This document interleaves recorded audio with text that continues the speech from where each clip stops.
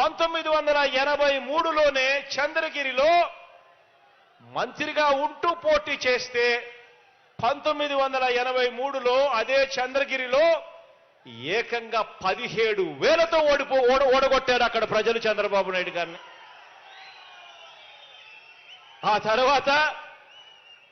తర్వాత ఈ పెద్ద మనిషి బీసీలు ఎక్కువగా ఉన్న ఈ చోట, పేదవాళ్ళు ఎక్కువగా ఉన్న ఈ చోట తన దళబలం చూపిస్తూ ఈ నియోజకవర్గానికి వచ్చి బీసీల సీటు కబ్జా చేసి 35 సంవత్సరాలుగా ఈ మనిషి ఇక్కడ రాజ్యం వెళ్తా ఉన్నాడు.